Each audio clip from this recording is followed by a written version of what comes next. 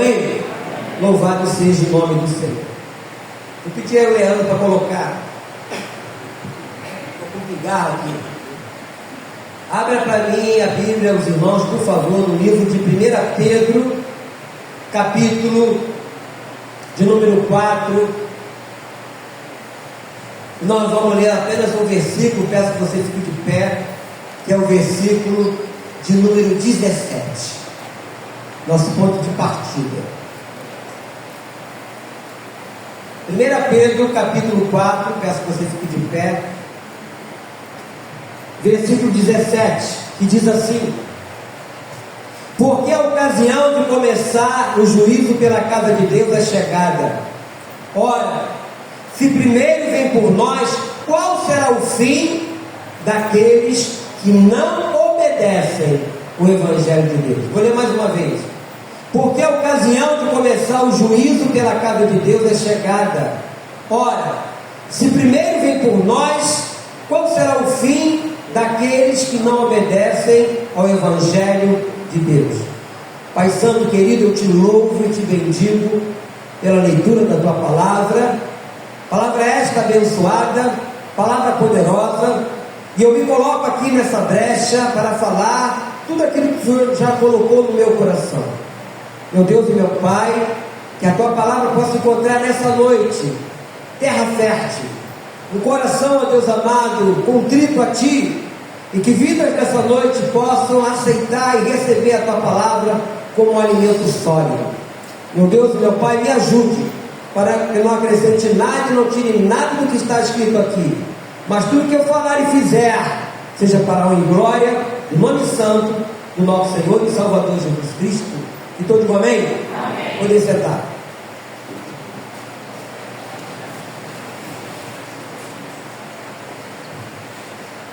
Todas as coisas na vida, meus irmãos, você que está aqui conosco nesta noite, enquanto o seu desfecho. Quando nós planejamos uma viagem, chega o tempo do fim dela. Quando planejamos uma campanha, um projeto, encontramos em sua execução, ou na sua execução, o início, o meio e o final. E a vida que começa hoje terá um dia o seu final neste mundo. Há finais alegres, há finais festivos, há finais repletos de tristeza e também de dor. Um dia este mundo em que vivemos terá o seu fim. Para alguns, um final feliz, como eu disse, e abençoado, enquanto para outros será a concretização de seus piores horrores. Antes mesmo disso, a vida chegará ao seu fim para muitos. De uma forma ou de outra, depende exclusivamente de nós. E que espécie de fim teremos? Por isso a pergunta de hoje é: como será o seu fim? A verdade é que todos nós nos preocupamos com muitas coisas neste mundo. Não que as coisas que nos preocupamos sejam coisas ruins, mas esquecemos das coisas vindouras, das coisas que estão além, muitas vezes da nossa imaginação, mas a Bíblia nos ensina. Então, no final, para nós está ligado a nossa atitude em relação ao Evangelho. Hoje tem se tornado muito comum o termo Evangelho, e bem por isso ele sofreu algum desgaste. Hoje existe o Evangelho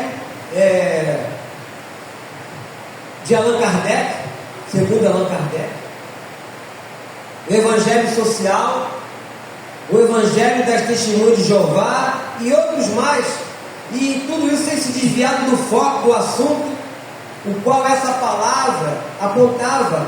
Essa palavra Evangelho, o significado quer dizer boas novas ou boa notícia. É a boa notícia referente ao que Jesus fez por nós, pois Jesus é o poder de Deus para a salvação de todo aquele que crê. Isso vai ver isso lá em Romanos capítulo de número 1:16. É o poder de Deus. Foi esse o Evangelho que Cristo, depois de ressurreto, antes de ser assunto ao Pai, ordenou ao seu discípulo que o pregasse a todos alto: ide e pregai o Evangelho a toda criatura. Nós, ao nos rendermos a Cristo, e a minha remissão já tem mais de 40 anos, nesses anos todos, não é? Eu tenho procurado, da melhor forma possível, apresentar Cristo às pessoas. Não ter Jesus Cristo como um bebelô só para mim, o meu queridinho, o amor da minha vida, como muitos fazem, só para mim, só para eu. Não, eu tenho que anunciar a outras pessoas. E quantas pessoas têm sofrido neste mundo sem conhecer o verdadeiro Jesus? O verdadeiro Jesus. Então essa palavra quer dizer boas novas, boa notícia. Desobedecer o Evangelho significa abandonar a fé em Cristo, deixando de tê-lo como Senhor da sua vida. Desobedecer o Evangelho significa colocar sua esperança de salvação em qualquer outra coisa que não a graça oferecida em Cristo Jesus, tais como obras, santos, rituais, nome de igreja e outras pessoas. Não obedecer o Evangelho é um brincar, zombar, escarnecer, não levar a sério tudo aquilo que Jesus fez por nós lá na cruz. Por isso que a nossa cruz é vazia, porque Ele morreu, foi pregado na cruz, foi sepultado, mas no terceiro dia era ressurgido entre os mortos e Ele vive. O Jesus morto não pode fazer nada por ninguém, Ele está morto. O Jesus morto muitas vezes faz até aquela procissão, carregam Ele numa procissão, mas se deixar cair, quebrar, tem que mandar fazer outro. O nosso é o contrário. O nosso é aquele que nos pega pela nossa mão direita e nos diz: não temas, que eu te ajudo. Esse é o Jesus do Evangelho. Esse é o Jesus ressurreto. Esse é o Jesus vivo, que não ficou lá na tumba. A tumba ficou vazia. Infelizmente, o Evangelho para muitos hoje virou moda. E alguns zombam, alguns desrespeitam.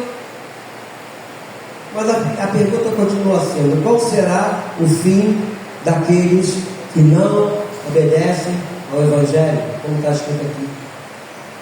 Aqui no versículo 18 ainda diz algo interessante, que diz assim, nesse 1 Pedro 4. E se é com dificuldade que o justo é salvo, onde vai comparecer o ímpio? Sim, o pecador. Então, nós como cristãos é com dificuldade, porque mesmo sendo cristão, passando por lutas, temos problemas. Esse ano vai fazer 17 anos que eu coloquei 3 pontos de safena. Fiquei internado, me abriram meu peito, colocaram meu coração para fora, ligaram uma máquina, fizeram todo o procedimento, coração parado e a máquina funcionando. Depois botaram o coração para dentro, deram uma chupeta nele, eletrodozinho, tudo, deram uma catucada para ver se ele pegava. Ele pegou no trampo, voltou a funcionar. Isso foi, a cirurgia começou 8 horas da manhã lá no Hospital Balbino, na Olaria, terminou quase 3 horas da tarde. Quando eu acordei estava entubado, né? Quando deu 18 horas, eu estou vendo os médicos me rodeando, paisando, estava nem compra de médico, telefonando. Quando foi 11 horas da noite, falou: seu Levi, o senhor vai ter que voltar a passar a cirurgia. Tiveram que abrir tudo de novo, fazer todo o outro procedimento. Eu não sabia o que estava acontecendo. Fui saber no dia seguinte. Ele falou: você deu um susto com a gente, hein? Não estava drenando sangue, já tinha gastado 22 bolsinhas de sangue. Meus irmãos, eu estou aqui agora por causa da graça de Deus, da misericórdia do Senhor.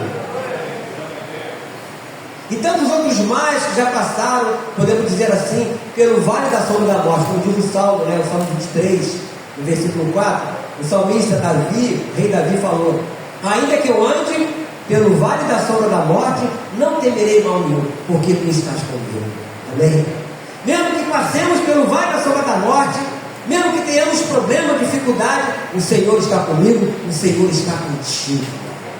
Desde que você creia, desde que você acredite. Esse Jesus que nós pregamos, esse Jesus que nós falamos. E um detalhe muito importante: Haverá um julgamento para todos aqueles que se sujeitarem ao Evangelho. Haverá um julgamento.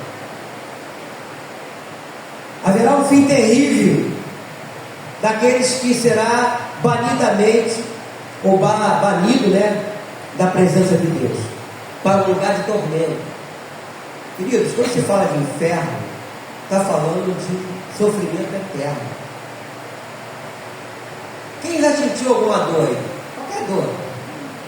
Dor de dente, dor no dedinho do pé, dor de cotovelo. Não estou falando da dor do cotovelo do emocional, não. Estou falando daquela que você bate com o cotovelo na parede. Qualquer dor é ruim, é ou não é? Ninguém quer. Primeira coisa que você sente uma dor, você quer se livrar dela. Toma um remédio, um analgésico, você quer se livrar dela.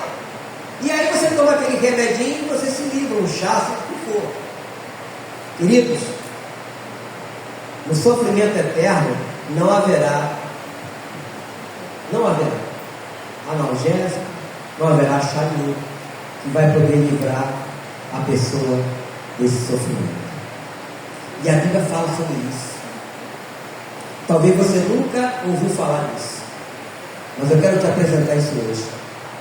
Abra no livro de Apocalipse, capítulo 20, pertinho daí, onde nós estamos.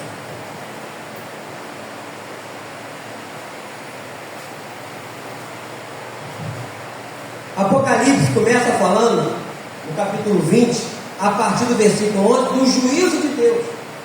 Nós lemos ali ainda há pouco, 1 Pedro 4, versículo 17. Ora, se primeiro vem por nós, qual será o fim daqueles que não obedecem ao Evangelho de Deus? Olha o que diz. 20, versículo 11.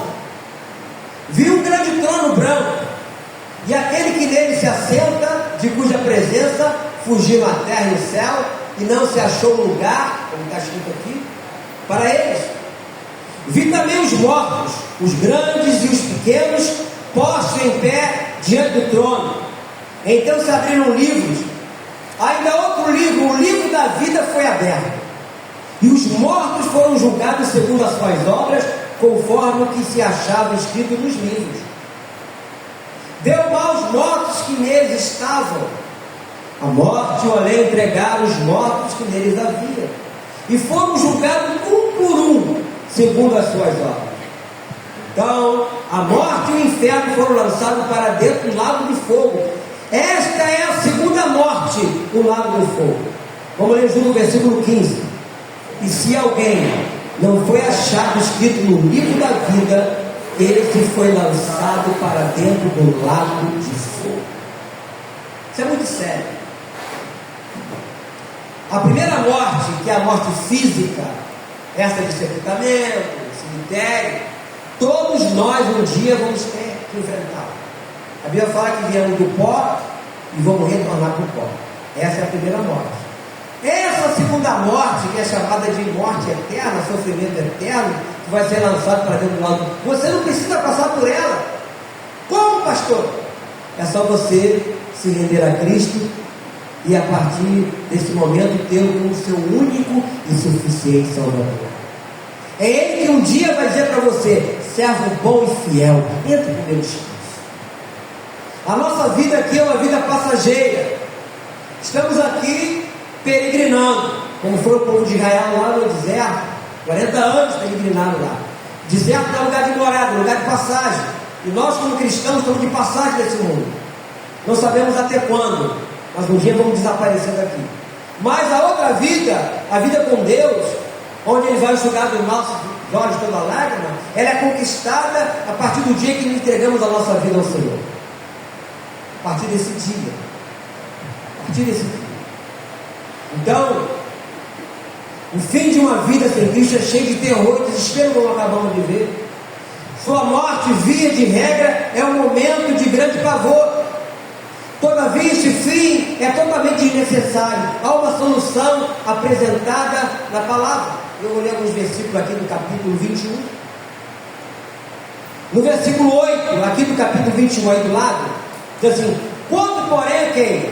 Aos covardes, aos incrédulos, aos abomináveis, aos assassinos, aos impuros, aos feiticeiros, aos idólatras e a todos os mentirosos, a parte que lhes cabe será no lago que arde com fogo e enxofre, a saber o quê?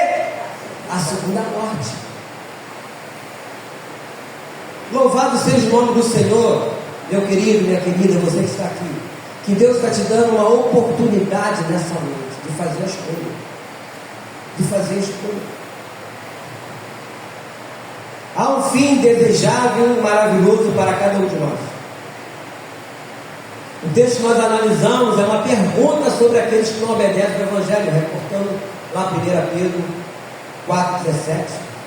Mas não é preciso que seja assim conosco. O fim de uma vida ou o fim dos tempos pode ser para você um tempo de regozijo por um encontro há muito esperado com Deus. Nesse mesmo capítulo 21, mas no versículo de número 3, diz assim: então ouvi grande voz vinda do trono dizendo: eis o tabernáculo de Deus com os homens, Deus habitará com eles e eles serão o quê? Povos de Deus. Que Deus quer que todos nós sejamos povos dele. Mas para que isso ocorra, é necessário que em vida nós façamos a escolha de confessarmos Jesus Cristo como Senhor e Salvador da nossa vida. E a partir de então, tendo Ele como nosso irmão mais velho, podemos dizer assim, passamos a ser propriedade exclusiva de Deus, como diz aí nesse mesmo livro aí, nós lemos anteriormente, 1 Pedro, no capítulo 2, no versículo 9, diz assim, que nós somos o quê?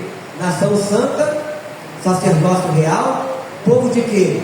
Propriedade exclusiva de Deus. Questão de escolha.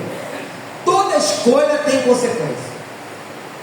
De a pessoa querer ser e fazer parte de um povo de propriedade exclusiva de Deus, ou passar por esse processo de sofrimento eterno, que é a segunda morte. A Bíblia vai muito longe com respeito a essas coisas. A Bíblia fala de coisas assim terríveis que irão acontecer com respeito ao final de tudo. E nós temos que aproveitar a oportunidade, meu irmão, minha irmã, de ouvir a voz de Deus através da ministração da palavra, através do Evangelho, que é a boa nova, como falamos. Então, o fim da vida ou o final dos tempos pode ser para você um tempo de receber a recompensa das mãos do nosso Deus. O fim da vida ou o final dos tempos pode ser para você o tempo de descansar das lutas e dores deste mundo, para regozijar-se com o Senhor, o seu Criador. Você que acorda de manhã cedo e tem que enfrentar um ônibus cheio, um trem, um metrô, trabalha, às vezes houve um desaforo lá no seu trabalho, volta para casa, vê um processo, ônibus cheio, poluição, aborrecimentos. Eu quero dizer para você que na vida eterna com Deus nada disso vai acontecer. Não vai ser preciso mais acordar de manhã cedo, comer o pão que penosamente grandeaste, sofrimento nenhum vai te alcançar, nem a morte vai mais nos alcançar. Vida eterna, regozijo eterno com o nosso Deus. Então, como pode ser lindo, inspirador o final de cada um de nós. Basta apenas que você tome uma decisão corajosa. Não, a partir de hoje eu quero Jesus na minha vida, eu quero que Ele seja o meu tutor, eu quero que Ele seja o meu guia. Onde quer que eu for estiver, que Ele esteja do meu lado como o meu verdadeiro amigo, porque amigo nós temos no mundo, mas nem sempre aquele amigo vai com você até o fim, ele desiste no meio do caminho. Quantas pessoas tiveram amigos no passado e hoje são inimigos? Quantas pessoas passaram por desilusões, foram traídos? Mas Deus nunca vai nos trair.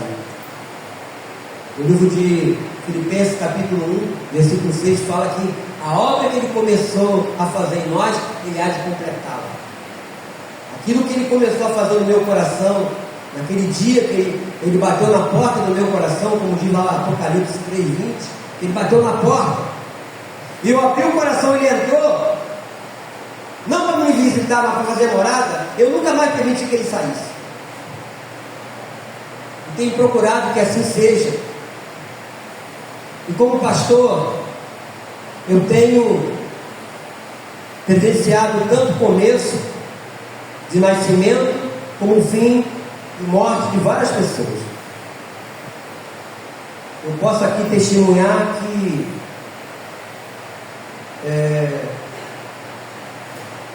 o Evangelho foi anunciado, e que aqueles que obedeceram o Evangelho, isto é, aqui, que nesta vida receberam e confessaram Jesus, tem um final muito bonito. Eu faço a pergunta de novo: você já parou para pensar como será o seu fim? Fim não significa extermínio total, o final de tudo. Muito pelo contrário, é o fim do seu sentido terreno do material com Cristo. Fim significa o começo de uma outra vida, não é? De uma outra forma de pensar diferente, de você dar valor às mínimas coisas, não é? Que muitas vezes você não dava, de você acreditar num Deus verdadeiro. Existem muitos deuses por aí, mas nós acreditamos e nós servimos ao Deus Criador de tudo e de todos, ao Deus de Abraão, de Isaac, de Jacó. Nós acreditamos num Deus onisciente, que sabe de tudo. Nós acreditamos num Deus onipresente, que pode estar em todo lugar. E nós acreditamos num Deus onipotente, que pode todas as coisas. E o que nos mantém de pé não é mérito nenhum de nós, o mérito é do Senhor. A Bíblia fala que a misericórdia do Senhor é a causa de nós não sermos consumidos. Se eu continuo de pé, essa minha esposa que aqui está de pé, por tudo que nós já vivemos, já passamos, de lutas, de enfermidades, desenganada pelos médicos também, né? Tudo que nós já presenciamos nesses anos todos. Se nós estamos aqui, podemos dizer Ebenezer, que quer dizer, até aqui nos ajudou o Senhor.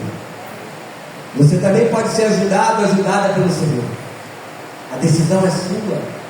Nós como pastores, nós como obreiros da igreja, nós como membros da igreja, o nosso papel é anunciar, é falar, é mostrar Cristo, o Cristo ressurreto, o Cristo vivo. Mas a decisão quem toma são as pessoas. Ontem nós fizemos aqui o evangelismo e saímos por aí. Eu fui a casa da Dona Maria, bati lá, a minha convidada de honra, ela está aqui. Hoje convidaram outros aí também. E nós entregamos aqui esse prospectozinho. Está escrito aqui: tempo para pensar em Deus. Aí tem um bebezinho, está escrito aqui: criança demais para pensar em Deus. Aí tem um cara aqui saradão, autossuficiente demais para pensar em Deus. Aí tem uns aqui todo alegre, tá levando a noiva, né, no colo, feliz demais para pensar em Deus. Aí tem um homem aqui de terno com a pasta correndo, ocupado demais para pensar em Deus. Tem um cheio de problema, está escrito aqui: com problema demais para pensar em Deus. Aí tem um preguiçoso aqui dormindo, cansado demais para pensar em Deus. Aí tem um bem velhinho aqui, velho demais para pensar em Deus. Aí tem um caixão, tarde demais para pensar em Deus. Mas Deus está te dando a chance de você pensar nisso e de tomar uma decisão. Eu quero dizer que nós oramos essa semana, nós jejuamos, hoje também nós oramos aqui, hoje também. E havia já no meu coração uma expectativa, né, de pessoas tomarem uma decisão nessa noite. Eu quero Jesus na minha vida. Eu quero tê-lo como Senhor. Eu quero que onde eu for estiver, esteja comigo. Amados, nós estamos vivendo dias difíceis. Todo dia você escuta no rádio, na televisão, notícias terríveis. Terríveis. Nós não sabemos qual dia que nós vamos partir deste mundo. Se nós partirmos daqui em Cristo, louvado seja o nome do Senhor. Mas se você partir sem Cristo, você vai ter que enfrentar a segunda morte, chamada de morte eterna e sofrimento eterno. A Bíblia fala que vai haver o quê? Choro e ranger de dentes. Mas nessa noite, se você ainda não fez uma aliança com Cristo, ou de repente você estava afastado do caminho, se você desejar, não, eu quero hoje, a partir de hoje eu quero tomar essa decisão, venha até aqui à frente, eu quero orar por você. Eu quero Jesus na minha vida. Eu quero que a partir de hoje, aonde eu for estiver, eu quero que Ele esteja do meu lado. Eu quero que Ele seja o meu tutor e que Ele me ajude nas minhas lutas e na minha caminhada com Ele. Se tiver alguém que deseja Cristo nessa noite, eu estava afastado e quer voltar para o caminho, venha até aqui que eu quero orar por você. Tenha vergonha não, você está na casa do Pai. Nós vamos clamar a Deus pela tua vida. Então foi apresentado aqui o Evangelho, foi apresentada a obra de Deus, foi apresentado aqui nessa noite o plano da salvação de Deus. Foi anunciado aqui a vida e a morte. Vida feliz com Cristo, morte eterna e sofrimento eterno sem Cristo. Amém? Eu vou pedir à igreja que fique de pé. Se você quiser, vem aqui à frente.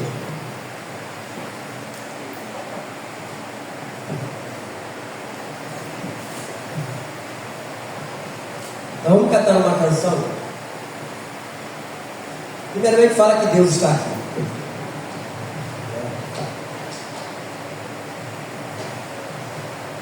E que Ele quer te ajudar.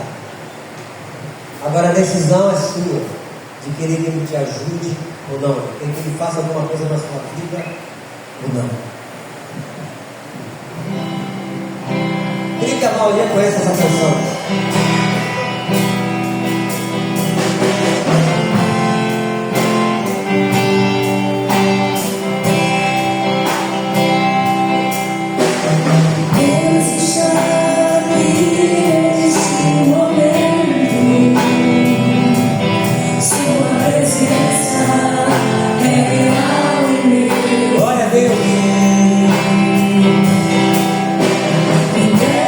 Sua vida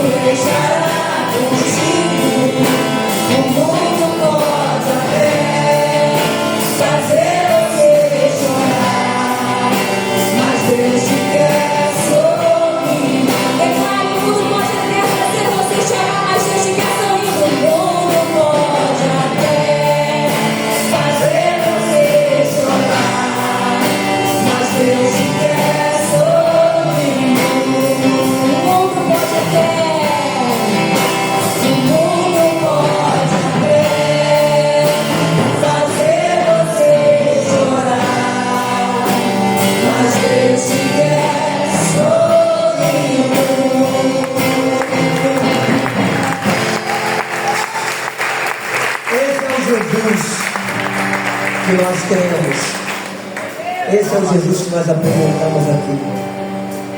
A decisão é sua.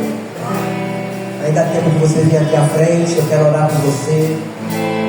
Quero pedir por você, pela tua família.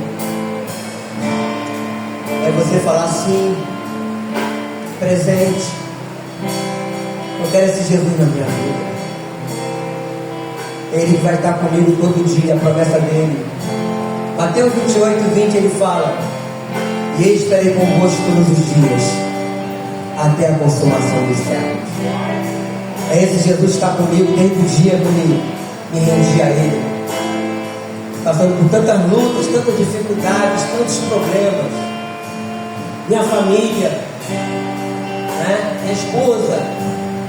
Esse Jesus, em meio a tantas tribulações, onde vai lá para Hebreus capítulo de número 13, versículo 5: nunca te deixarei, nunca, jamais te abandonarei.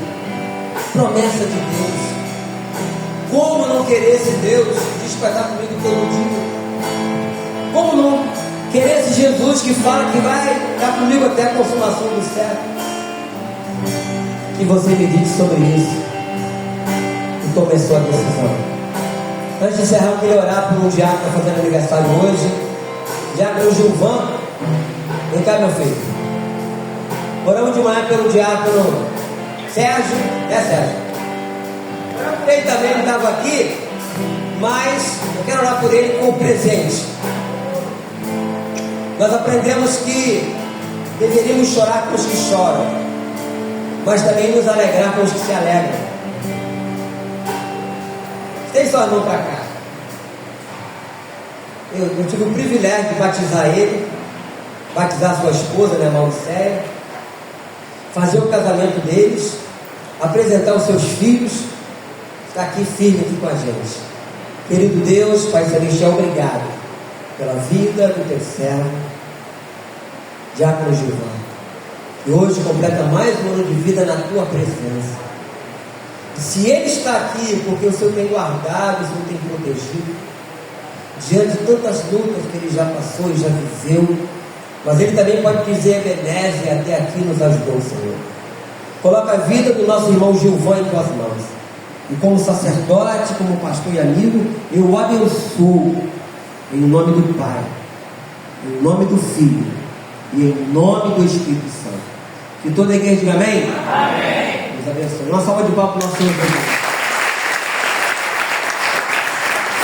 Que Deus Pai, Deus Filho, Deus Espírito Santo te abençoe, te guarde e te dê a paz. Amém? Boa noite.